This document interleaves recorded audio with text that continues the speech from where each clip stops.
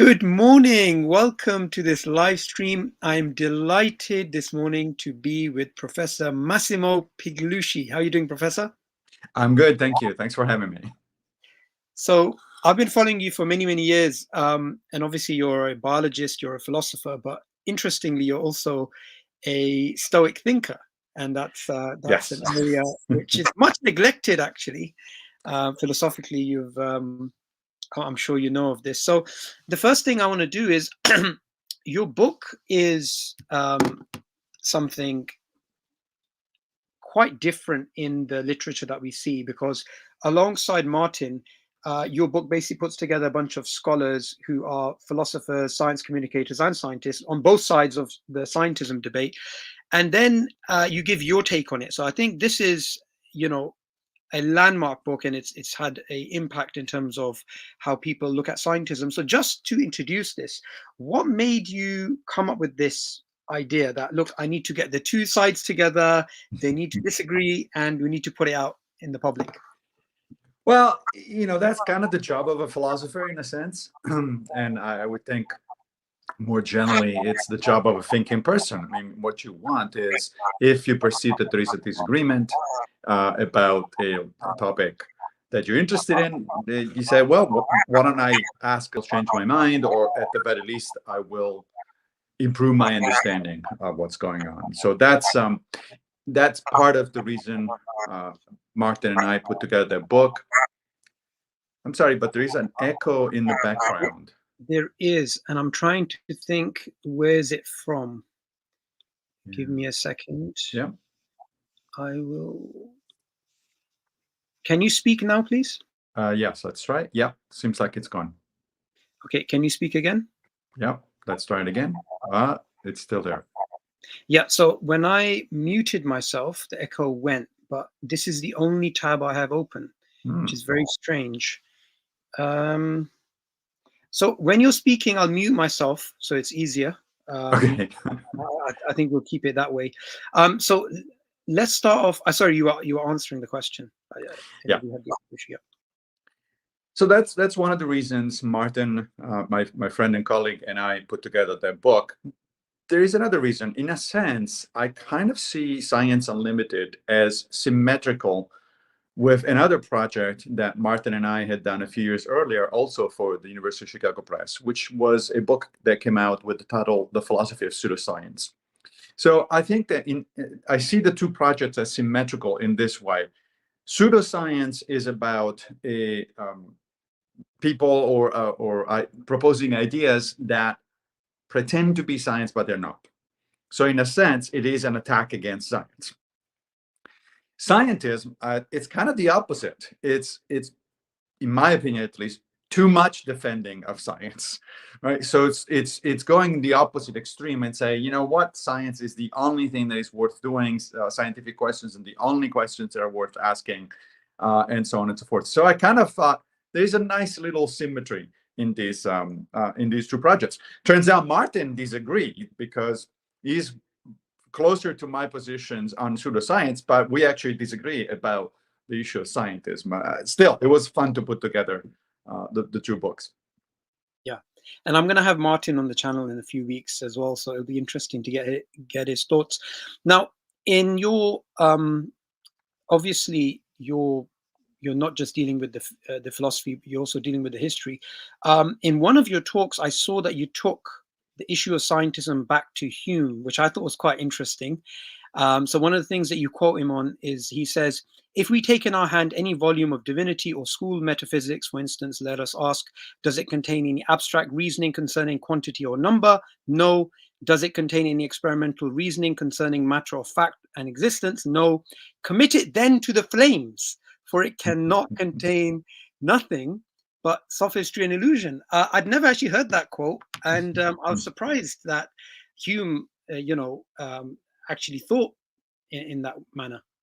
Right. It's actually one of my favorite quotes by Hume, because he's being uncharacteristically bold about this thing. He's usually well-mannered and mild-mannered, and he's always reasonable, and he's trying to strike a middle ground between things. And then it comes out with this thing. It says, if a book doesn't have, it's basically neither about math or logic on the one hand, that's what he means by relations of ideas, or it's not about empirical matters in science, then just throw it out because it's really bad stuff. Now, we need to understand the historical context. Hume there, who was an Enlightenment thinker, and, so he was active in the 17th century. He was reacting to the excess, what he perceived as the excesses of medieval scholasticism, right? So he was reacting to centuries and centuries of people just talking about nothing from his perspective. Like, so all of the church fathers who were arguing endlessly about the characteristics of God or this or that or the other, without actually using either any math or any empirical evidence to settle their disagreements. So that is what Hume is reacting against. But if we bring that into the modern context, then that could be taken to be a statement of scientism, right? It could be taken to say, look, unless it's about math, logic, or science, throw it out. It's not saying anything. And of course, my argument there is, fortunately, Hume himself did not follow his own advice, because that particular book and all the other ones that Hume did write, which are good philosophy, they're really important books in the history of philosophy, they don't contain either math, logic, or empirical evidence. Therefore, by his own standards, you should throw them into the flames. Yeah, absolutely. And I love the way that you put that, because the work, for example, that you're doing in terms of Stoicism, and if you were to do an analysis between Stoicism and hedonism, are you going to use the scientific method to adjudicate between, the different types of ethical systems, virtue ethics, Kantian ethics, whatever it is? So I think, a lot of these things are not really brought to the forefront, and you really have in your writings.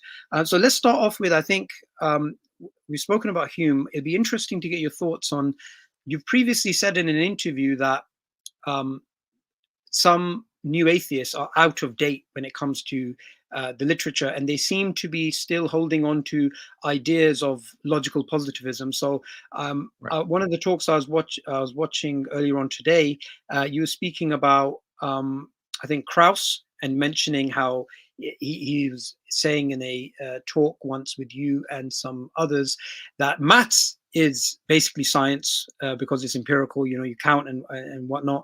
So the first thing I want to ask you is, why do you think people who obviously are very smart, obviously are intelligent, why do you think they don't even consider what they're saying may be absurd because they haven't read up on an area which they just, speak quite confidently on? Right. So that particular quote from Lawrence Krauss, who is a physicist, actually came from a debate that Martin organized at Ghent University in Belgium a few years ago. And at the debate, I was present, and Dan Dennett was there, who recently passed away.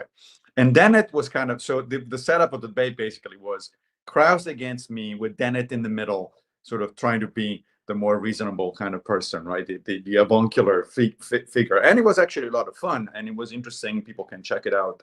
The full debate is, or discussion, I should say, it's on YouTube. So the move that Krauss made there, which I do think is ridiculous, I agree. He's a smart guy, and yet, smart people sometimes make ridiculous claims. The move that he makes is typical, in my experience, of discussions about scientism. So let's step back for a second and give a little bit of context, right? So scientism is typically, not always, there are exceptions, but it's typically defined as too much faith or too much trust into science, right? Basically worshiping science as the only way of knowing things, the only way of arriving at reasonable answers about our questions. Now, the funny thing, as far as I'm concerned, is that I consider myself anti-scientism, but very often I'm accused myself of scientism. In other words, I kind of piss off both sides of the debate, which to me just means that I'm striking the Aristotelian middle ground, and I'm perfectly fine. So in the context of that discussion, what I brought up when Krauss said, look, give me an example of a kinds of question that is not scientific and yet it's possible to answer univocally and it's interesting. And I immediately said, well, math and logic. It's like neither one of those are sciences. And yet, surely you as a physicist you're not going to tell me that math and logic are not worthwhile enterprises, that you don't get specific. In fact, I say you even get better, meaning more sharp and more reliable answers from math and logic, because you can prove things in math and logic, than in science, where things are always tentative, because you can always, even if that Newtonian mechanics, let's say, is the right way to go, there could always be an experiment or observation in the future that is going to show it to be false. So he looked at me and he laughed. He said, but math is a science. I said, according to what definition of science is math a science? Notice, first of all, that he did not address at all logic. He just left it there hanging, right? Why? Because he doesn't have an answer.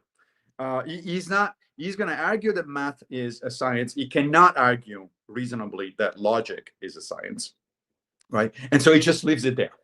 Now, more recently, I had another discussion, this time online, with somebody who said, oh, but logic is just math.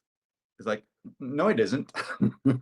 The two are certainly related. They are kind of, they're part of a broader family of ways of thinking that is certainly similar. But, people have tried for centuries, literally, to reduce math to logic or vice versa, and they failed. So logic and math are actually two distinct things. Now, Krauss says, but math is just science. And I said, what kind of argument do you have that is the case? And his answer is, which is typical, again, of discussions about scientism, is, well, math is very useful to science. I said, well, that's different.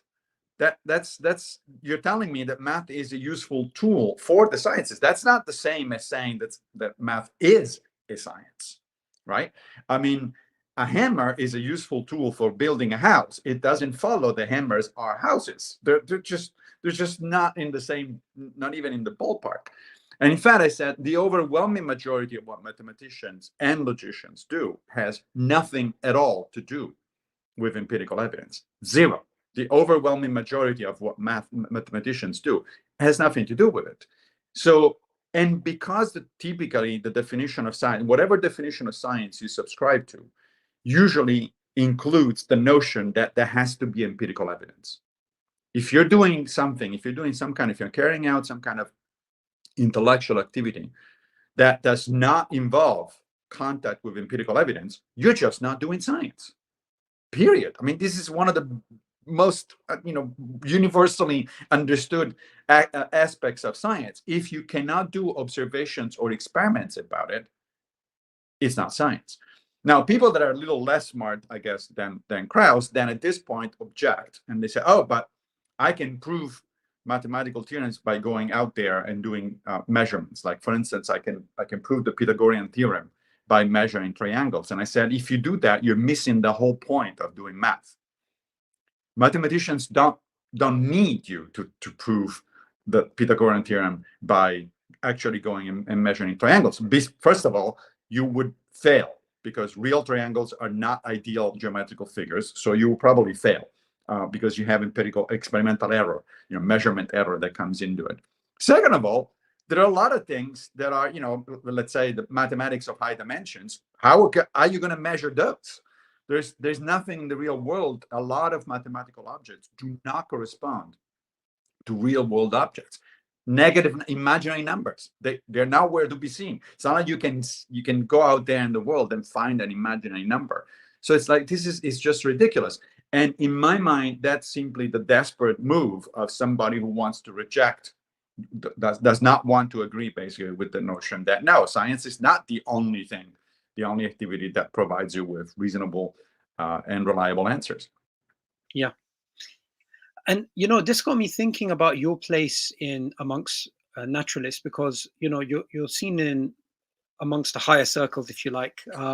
So that conference, Moving Naturalism Forward, the famous one a few years back that Sean Carroll set up, you were up there. And I suspect they take you more seriously than other philosophers because you're also a biologist. Do you think that's in part why maybe they're more likely to listen to you than others. Maybe that could be a little optimistic on your part. I think that so when I was a scientist for 20 plus years, right, evolutionary biologist, and then I decided to move to philosophy and doing philosophy of science specifically, but I didn't want to just play the scientist who just is interested, generally speaking, in philosophy. I really wanted to do it seriously, so I went back to graduate school and I got my PhD in philosophy. Now, naively, as it turns out, I thought, well, moving forward, my former colleagues in the sciences are going to take my philosophy seriously, as you just said, because I'm one of them. I have the credentials, right? I have literally hundreds of papers based on empirical research in evolutionary biology. On the other hand, my new colleagues in philosophy will take me seriously because I'm not just a scientist who wants to play in his second career to be a philosopher. I actually did the work. I actually went back, got a PhD, studied basic philosophy. I took courses in ethics, metaphysics, and all that sort of stuff. But was that naive on my part? Because generally speaking, the attitude that I get is that now the scientists dismiss me as a philosopher, and the philosophers dismiss me as a scientist. Right? So whenever I talk to these people, my science colleagues say, "Yeah, I know, but you went into philosophy as kind of a saying, you're just wasting your time." And my philosophy colleagues say, "Yeah, I know, but you always want evidence because you're a scientist." So there's no pleasing, I think, those two constituencies. Absolutely. That's a really funny position to be in. I also wanted to ask you another question about your interaction with Rupert Sheldrake. Ah, So this is in regards to him giving the example that, well, physicists don't have any evidence of billions of universes, yet they believe in it. And you were obviously arguing from the perspective that you can't liken that to telepathy, as in you have to have a different starting point. So I wanted your thoughts on this idea that we have about what constitutes scientific evidence and what is your starting point, because nowadays I think what's happened is through scientism, there's been an undermining of genuine science because say someone who subscribes to scientism is not going to be coming forth with accepting that there's philosophical assumptions or there's things that you start off with, which then leads to the counterproductive implications that people then turn against science. right. So it's interesting you brought up my discussion with Sheldrake. I think there is a distinction between the two cases that he was bringing up. As you say, we was talking about telepathy, for which there is no particularly good empirical evidence. There is some,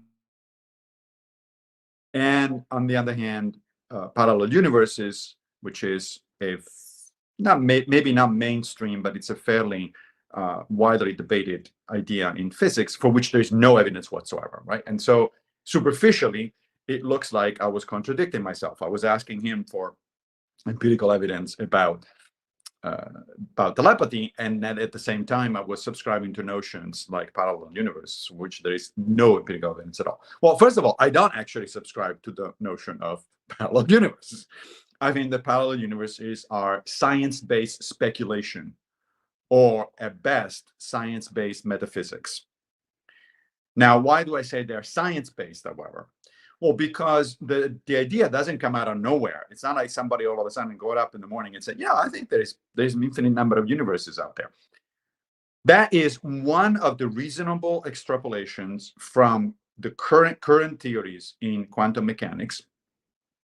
And those theories in quantum mechanics are in fact based on very solid empirical evidence, right? So the notion of parallel universes doesn't come out of nowhere. It is based on empirical evidence, but indirectly, right? There is no direct evidence of parallel universe.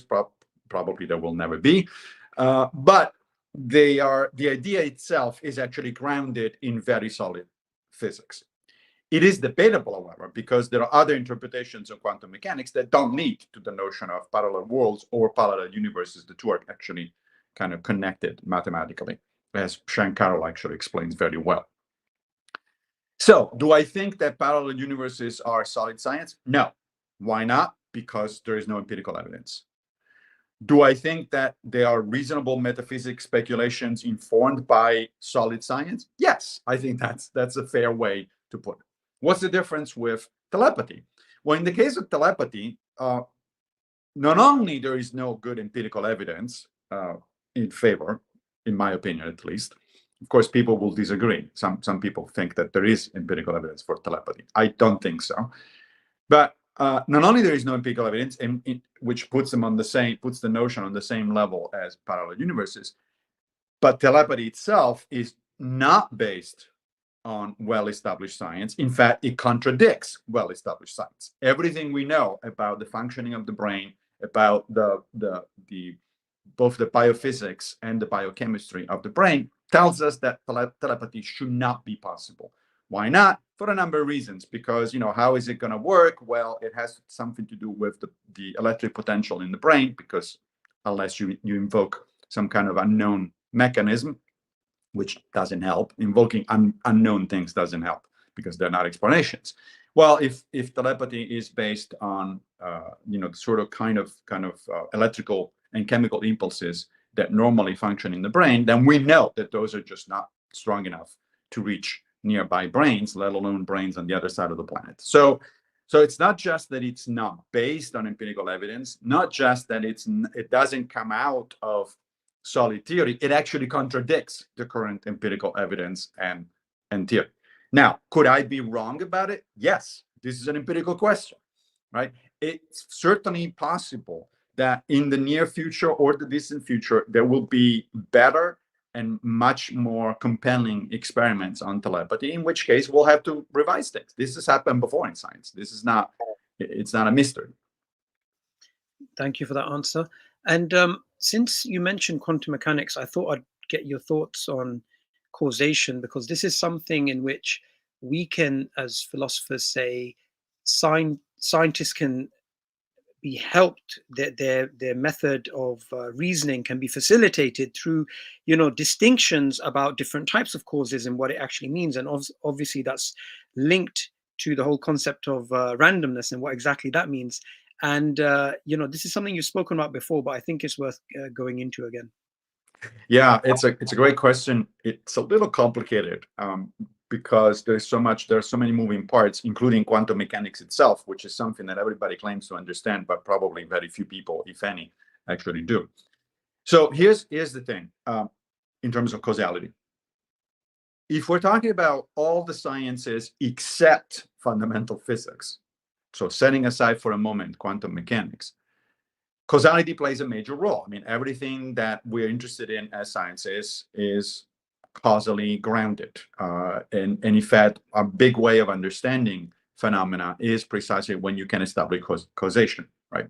So, for instance, let's take simple examples. Does smoking cause cancer, or is it just statistically correlated with cancer, right? Well, we think we have, because of a number of observational and experimental evidence, we think we have good reason to conclude that cancer is actually causally connected to smoking. It's not just a correlation.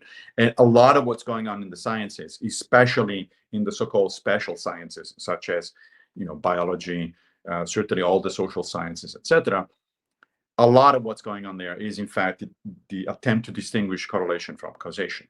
Right? So causation is a fundamental concept. But what is causation?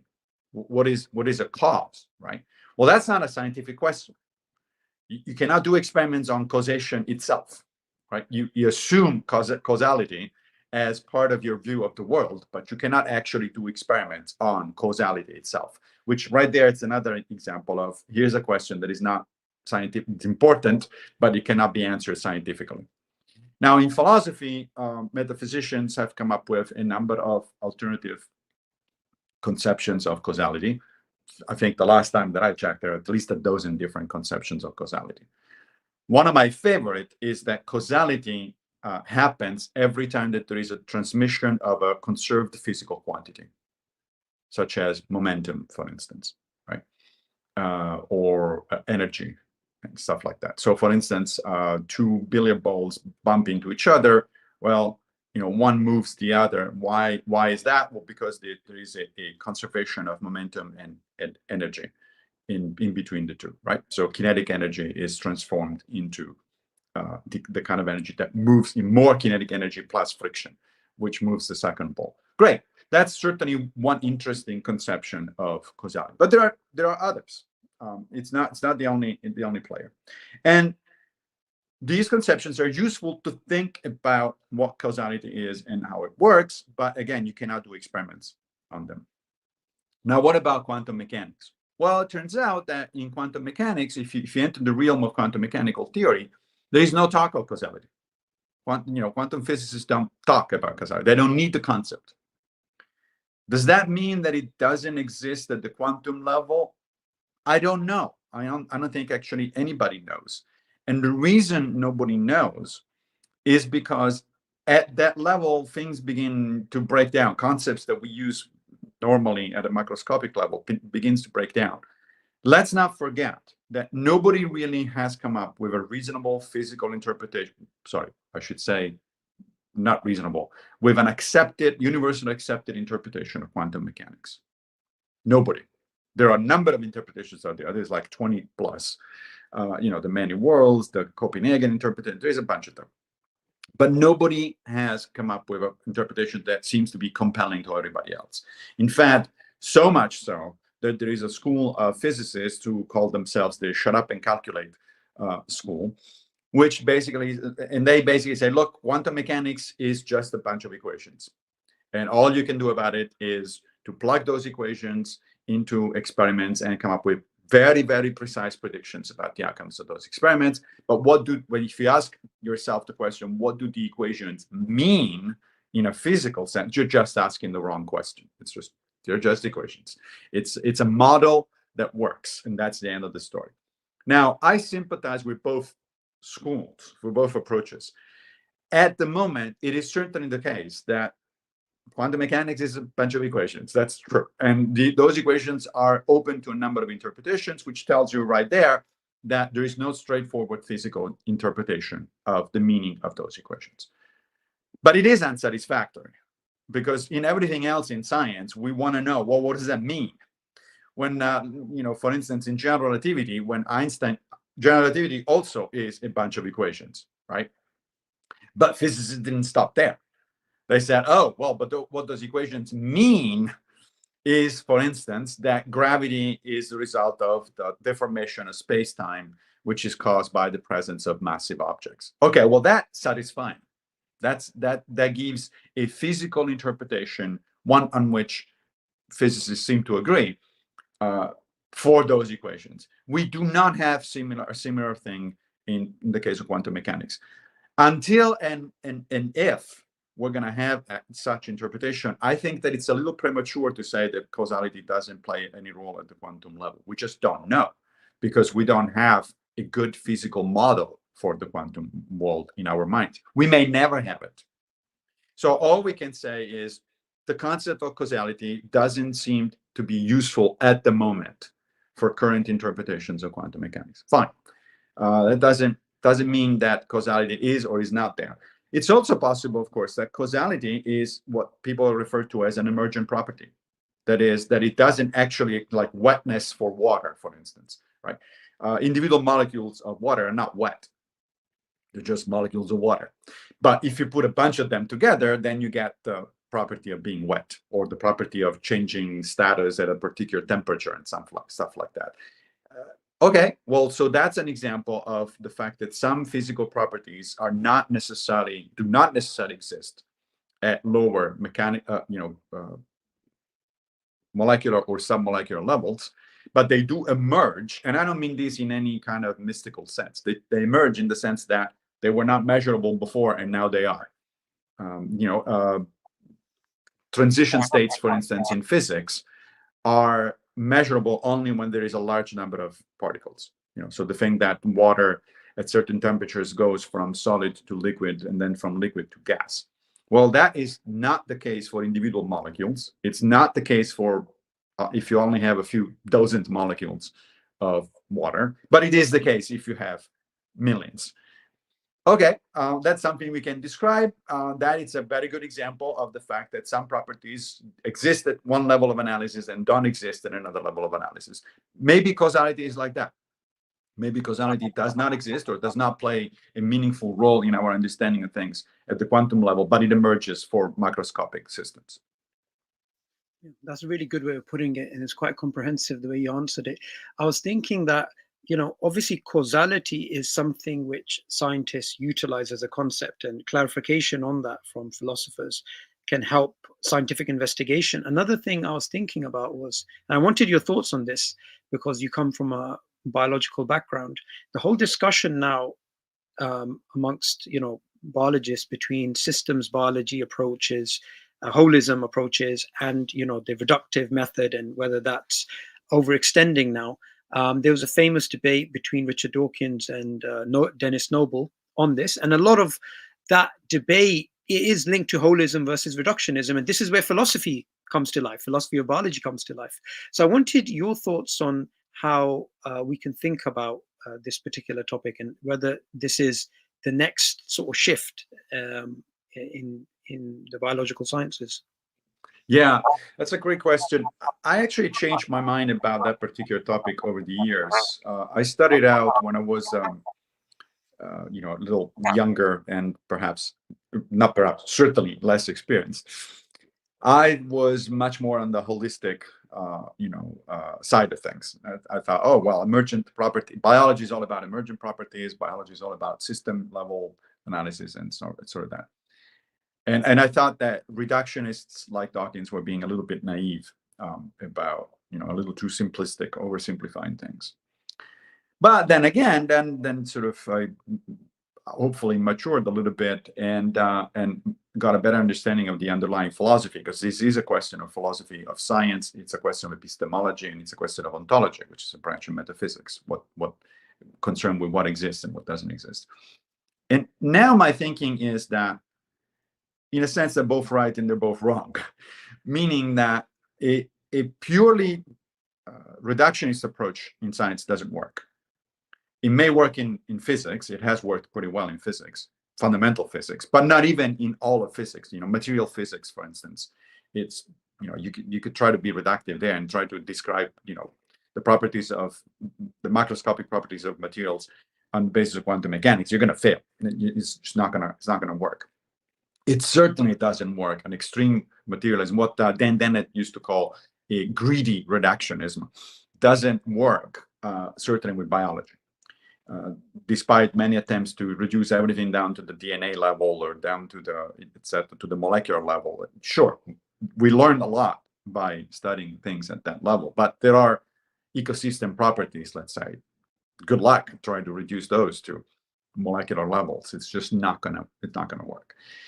By the same token, however, the opposite mistake is also a mistake. That is, if I only go holistic, if I only look at systems without actually trying to break down those systems, at least to some extent, into parts and understand how the parts work, then I'm going to be stuck with genetic statements that are not very predictive. They sound good, but they're not actually telling me much that it's actionable, because I don't understand the mechanics of the systems and I understand how the system actually works from the inside.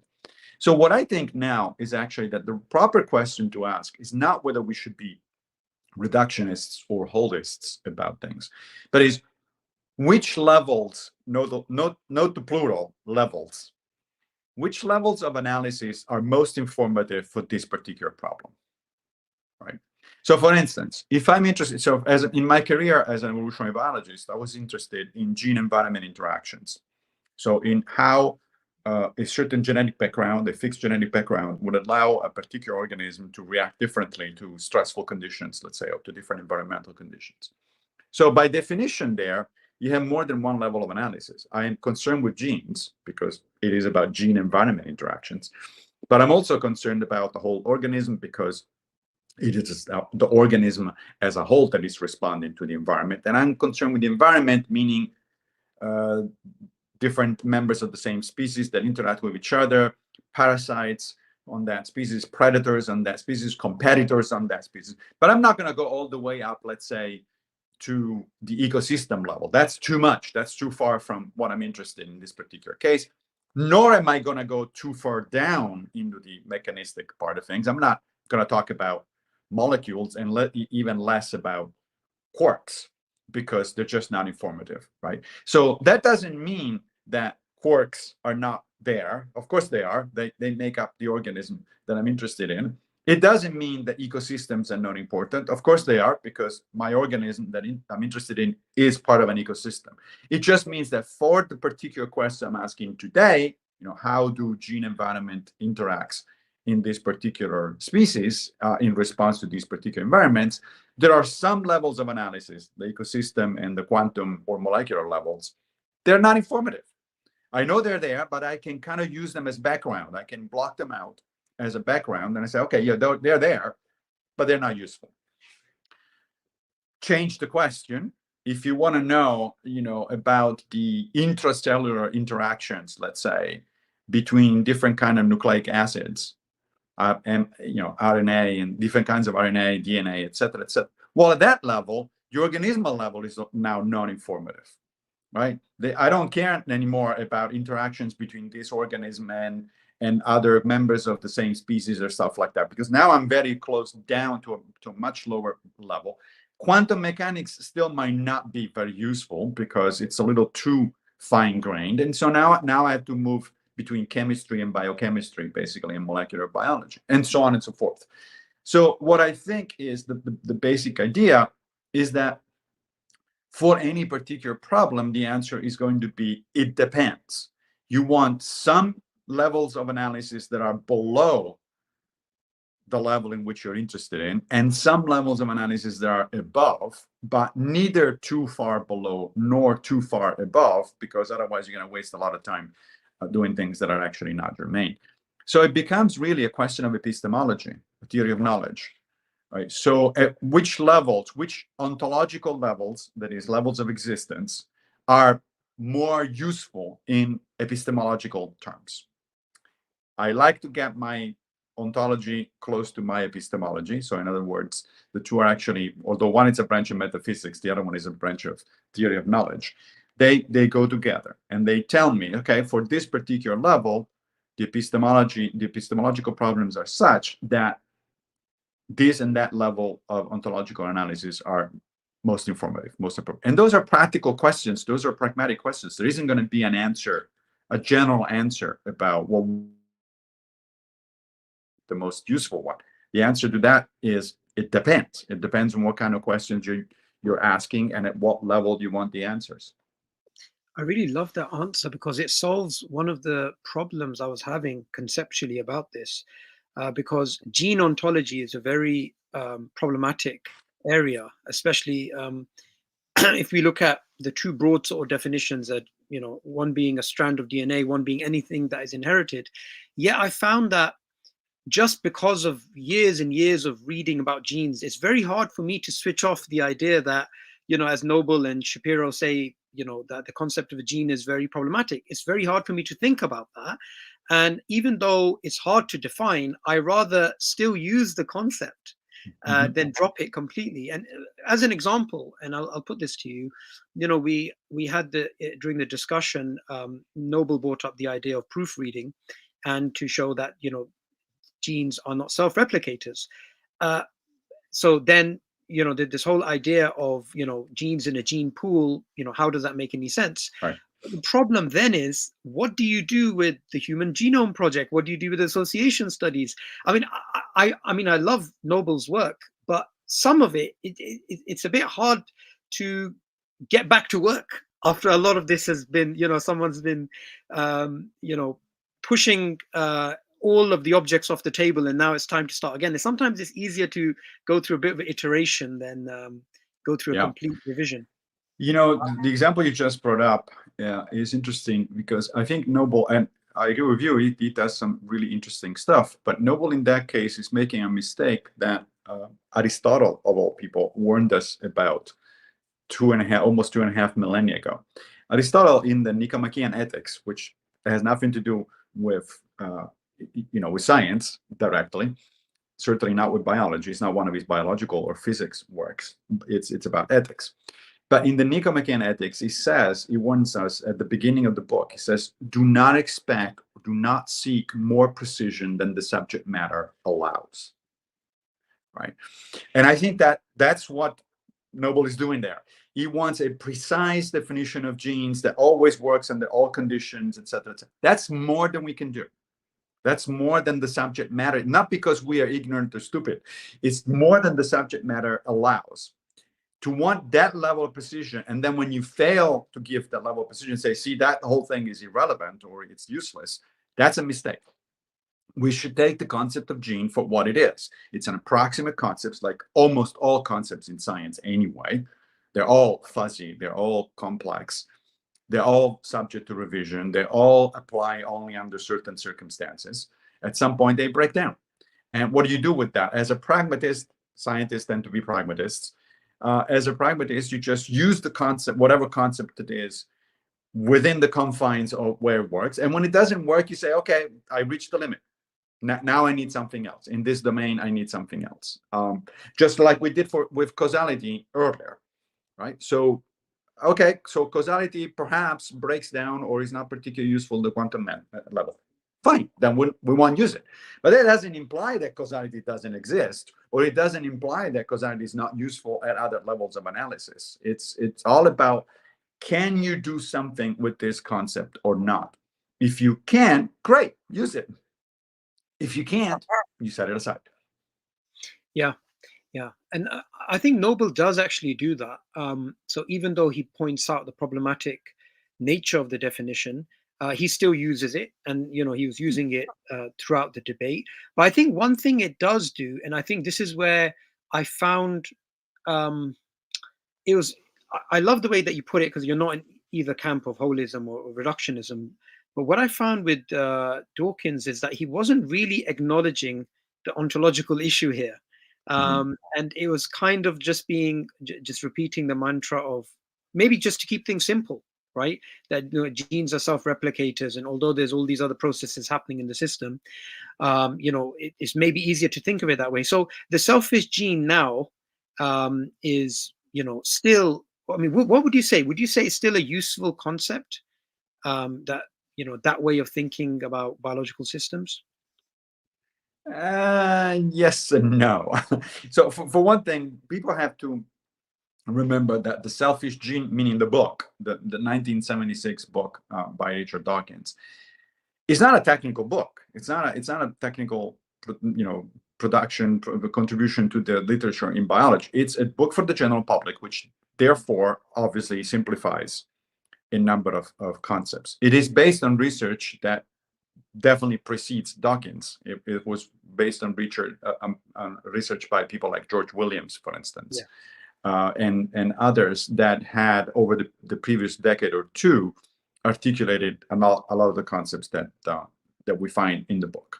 Some of those concepts have been useful, and we still keep them, and some of them have not. For instance, George Williams, who was a colleague of mine, he died a few years ago, but he was a colleague of mine at Stony Brook University for several years.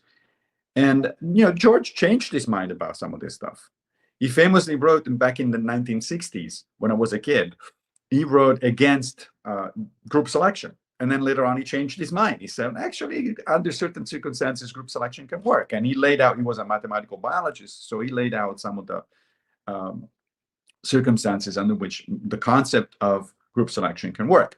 Dawkins is adamant. There is no such thing as group selection. It never works, and that's it. End of the story. That's too simple. It's not where the research actually is at. So, does the concept of the selfish gene, is it still useful?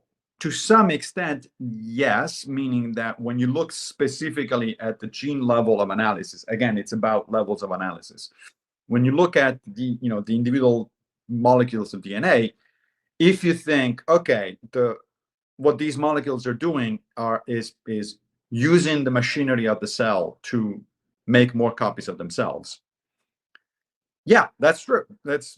And that is an important part of how the evolutionary process works. But you are now pushing in the background a lot of other information that is useful in the big picture. I mean, Dawkins wants to paint a big picture there. And you cannot paint the big picture unless you take into account also what else is going on inside the cell. As you said, as Noble pointed out, genes by themselves do nothing. They're inert molecules. They don't do anything. They require a lot of other bits and pieces of stuff to actually do something. So if that's the case, then now the concept of selfishness becomes a little more vague. Who is being selfish here? If the gene by itself doesn't actually do anything and it requires molecular machinery of different sorts in order to actually replicate itself, then is it really selfish? At some point, the metaphor breaks down. I mean, let's not forget, selfishness here is a metaphor borrowed, of all things, from ethics, right? Because selfishness is an ethical concept. It's not a biological concept. And I think that's perhaps we got to the point where we need to set aside that metaphor, because the problem with metaphors is that they're useful to aid our understanding up to a point, and then at some point they break down, either when people try to stretch them too much, or when new data come in that significantly makes the situation more complex, and therefore the original metaphor is not as interesting or is not as conducive to insight as possible. So I would say at this point it might be time to sort of set aside the metaphor itself. But let's not forget, from the beginning, it was a metaphor. It was not. Genes are not selfish. If you, Mary Magdalene, who was a philosopher who was a longtime critic of Dawkins, pointed out multiple times that if you literally mean that genes are selfish, you're making what philosophers call a category mistake. You're applying a concept where it doesn't actually belong. Molecules are not selfish or altruistic. They just are. They have certain characteristics, biophysical characteristics, and that's it. So to insist that they can be described as selfish or otherwise, that's making an analogy. And if we're talking about analogical reasoning, fine. That if we're talking about maybe the public understands better what I'm talking about if I use that analogy, fine. But let's not forget, in philosophy and in rhetoric is well understood that analogical reasoning is one of the most treacherous kinds of reasoning there is, because analogies are fuzzy. They're imperfect. They're always analogies. They're not an actual description of the system. Absolutely. That makes a lot of sense.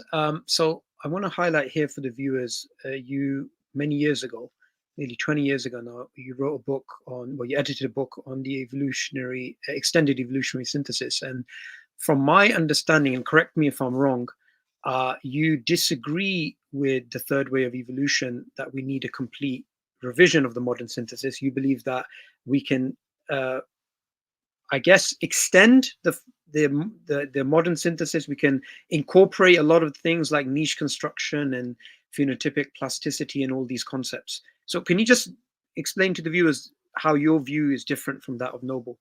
Yeah, well, it's fashionable these days to say that we need to reject Darwinism and we're done with Darwin and all.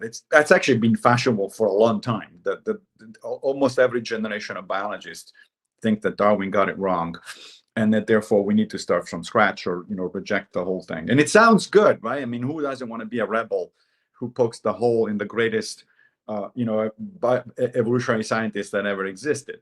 But the fact is Darwin was right. The concept of natural selection still stands. We can literally measure natural selection in the field and the laboratory conditions. I've done it. Some of the stuff that I was doing as a biologist had to do with measuring natural selection. He's right about common descent. It appears to be true that all species on Earth are related either to one common ancestor or a small number of common ancestors. He was not right about his proposed mechanism of heredity, and he admitted very quickly that was the case, that his proposed blending inheritance wasn't really working, wasn't doing the job that it was supposed to do, and we had to wait for the rediscovery of Mendel's work at the beginning of the 20th century in order to get heredity right. But what is called the modern synthesis in biology, which is in evolutionary biology, which is the post-Darwinian sort of improvement on the original theory, that was solidified between the 1920s and the 1940s, that's still there. It works. It's done by every scientist. Every evolutionary biologist that I know of still uses those kind of techniques and those kind of concepts, and they do so very effectively. So this whole notion that we need to start from scratch and throw all that stuff away, it's like that means throwing away more than 150 years of very solid theoretical and empirical research. So no, I'm not convinced that has to be the case. However, I'm equally convinced that the tools developed first by Darwin, the conceptual tools first by Darwin, and then by the modern synthesists of the 1920s and through the 40s are insufficient. They're incomplete because there are a number of things that we discovered later or that we evaluated differently later, such as some of the stuff that you mentioned, phenotypic plasticity, epigenetic inheritance, all that sort of stuff. Those are there. Those are actual biological phenomena. They're well substantiated at this point empirically, and they need to get into to be put into the general framework of evolutionary biology. Now, there are people who disagree what that means, like my colleague and sometimes often rival, I guess, Jerry Coyne, for instance, says that but all of this was just it can easily be derived from the modern synthesis. We don't need an extended version of it. I disagree with Jerry, and I made that disagreement clear in print. I said, no, there's too much stuff new stuff that cannot be derived from the old ideas. But importantly, and that's where I'm going to disagree with Noble and Shapiro and people like that, the new stuff does not contradict the old one.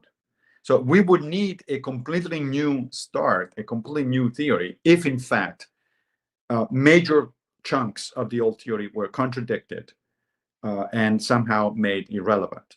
This does happen sometimes in science. I mean, we throw away Newtonian mechanics because it turns out that space and time are not fixed entities, right? So that was one of Newton's assumptions, and then Einstein arrived, on the scene and said, "No, sorry, space-time is not a fixed entity. First of all, it's space-time, not space and time. They're not two different things.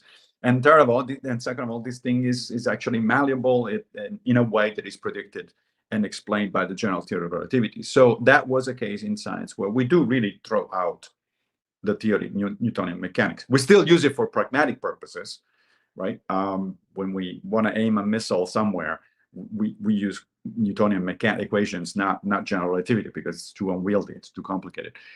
But we now think of Newtonian mechanics as just the first approximation, right? The foundations of the theory is no longer cutting edge science. So fine, that's okay. That does happen. As far as I know, however, and I actually wrote a paper about this, this never happened in biology. This kind of fundamental replacement of one theory from another, which has happened in physics multiple times. It's never happened in biology, not since Darwin. And before Darwin, arguably, there was no biology. Before Darwin, there was certainly no evolutionary biology. Before Darwin, there was natural history and natural philosophy, but they were understood in a theological manner. One of the people that Darwin writes about in The Origin of Species is William Paley, the natural theologian at the beginning of the 19th century, who famously made an argument about intelligent design. So yes, that was a major shift, right? Darwin did reject intelligent design, but arguably intelligent design was never a scientific hypothesis in the first place. So as far as most historians of biology are concerned, modern biology does start with Darwin, just like modern physics starts with Galileo. However, in the case of physics, we've had several examples of a new paradigm completely replacing the old one. In the case of biology, we never did. And this could be an accident of history. I don't know. It may still happen in the future. Of course, I'm not. As a scientist, I do agree that there is a possibility in the future that Darwinism somehow will really be shown to be incorrect and need to be replaced. But I don't see how that's going to happen at the moment. Certainly not with the kind of ideas that Shapiro and Nobles are putting forth. Yeah, I was smiling when you were mentioning Jerry Coyne, because I remembered I was going to ask you about his plumbing as an example of science. Right. Right. You know, So now we're back in. Yeah. So yeah, let's go back to scientism, right? yeah, Yeah. So Jerry is kind of interesting because actually Martin uses some uh, very similar examples. So be prepared when he's going to be on the show. He's going to use something like that. These are people. So the move there is basically to expand the definition of science so much that everything becomes science. Right. So plumbing is a science. It's like, really? Plumbing is a type of fact-based reasoning, practical reasoning, sure. But if we want to say that that is science, then everything is science. Then for me just to come out and successfully navigate the subway system in New York City, that's also, I'm doing science. Okay, sure. If you want to go that far, then we're all doing science. But that kind of eviscerates the meaning of science. When you talk to people and say, this is a scientific question, that they don't understand that to apply to the subway system in New York City. They think of chemistry, physics, biology, that sort of stuff. Now, what that suggests, however, I mean, Jerry and Martin are onto something there, which is that what that suggests, and philosophers have agreed about this for a long time, is that science is an extension of natural human reasoning, right? The same kind of evidence-based reasoning that we use for pragmatic issues such as navigating the subway system in New York, when it gets much more systematic, much more refined, and possibly mathematically based, it becomes what we call science. But that's not a surprise, right? Because it would be a miracle, in fact, if there were no continuity between science and any other kind of human reasoning. Then we would have a problem. It's like, oh, how did people come up with science all of a sudden, right? Well, they come up with it by extending standard human reasoning. And to understand this, to see this very clearly, you go back to the origin of science, not Galileo, too recent, but Aristotle or even the pre-Socratics.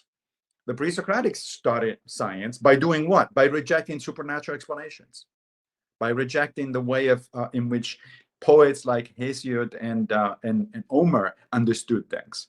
And they started saying, you know what? I think that thunder has nothing to do with Zeus being upset. I think it's a natural phenomenon. So let's start thinking about it in those directions. That was arguably the beginning of science. So if we see science historically, then we see that Jerry's right. But the modern conception of science cannot be reduced to plumbing or navigating the subway system. People, scientifically oriented people go even worse actually than that. And probably the most egregious culprit there is Sam Harris. If you read The Moral Landscape, for instance, which is his book where he claims that ethical questions can be answered by science, and not only science in general, but specifically by neuroscience, which is, of course, just happens to be his own field of specialty, right? Well, if you read that book, I had to read that book very carefully because I reviewed it. And so I read even the footnotes, the end notes, actually, there at the end of the book. And it's kind of funny because one of the very first end notes, I think it's either the first one or the second one in the introduction to that book, says, by science, I mean any kind of fact-based reasoning. Okay, but if that's what you mean, then philosophy is a science, plumbing is a science, subway riding is everything becomes a science. Because everything we think about, except for theology, I suppose, and except for mathematics, then everything we do is fact-based reasoning. But that means nothing, because if you expand a concept, I mean, this is a well-known thing in linguistics and in conceptual analysis. If you expand the concept so much that basically there are no exceptions, that it encompasses almost everything out there, then the concept loses meaning. If everything is science, then to say this is a scientific question tells you nothing. You just say this is a question. Okay, you want to go that way, be my guest. Yeah. But it's not very useful. Yeah, no, that's a brilliant way you put it. And the last question I'll put to you, and I love the way that you put it in a talk I was listening to earlier, is, well, if anything, then philosophers can say, well, you guys were called natural philosophers in the past. Right. So if anything, we own the territory, and right. you're a sub-branch of, I believe you took the origin back to one of Darwin's teachers, William Well. William Whewell, that's right. Yes. Yeah, yeah. Exactly. So William Weaver was a philosopher, and it was one of Darwin's teachers, and he's the one that invented the word scientist. The word scientist, most people don't realize that the word scientist is actually very recent. It's middle 19th century. And he said, there are these people out there that do these kind of specialized sort of things, and they kind of look like they look to me like artists.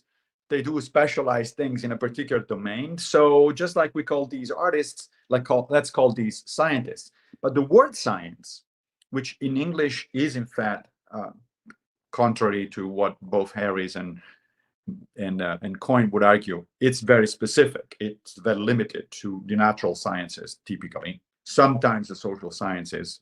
That's even that one is debatable, but that's the English version.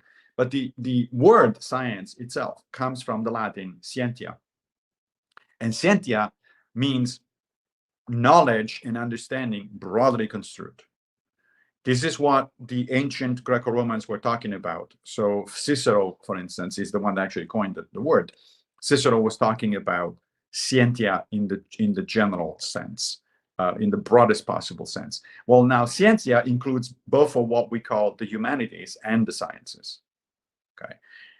Now, I like that. If we want to say that there is a broader field that includes the natural sciences, the social sciences, philosophy, etc. So, in other words, any type of scholarly, fact-based inquiry, I'm good with that.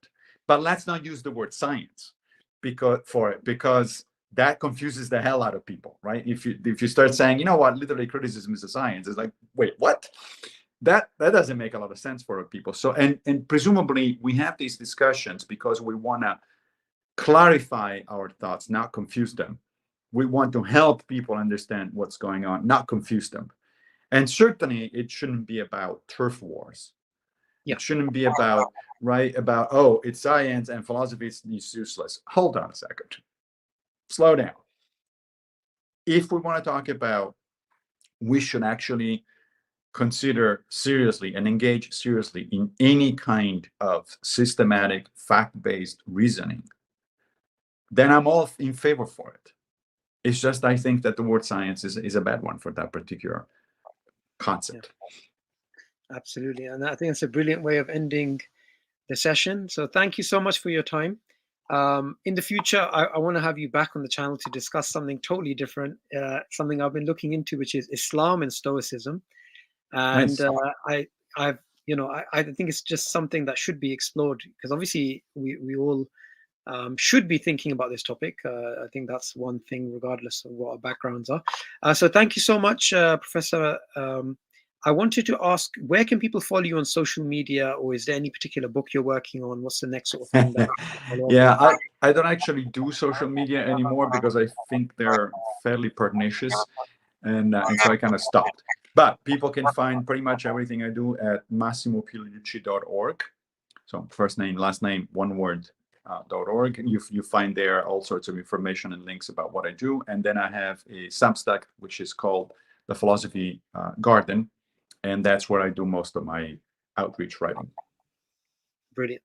Thank you so much, Professor. And it was lovely speaking to you.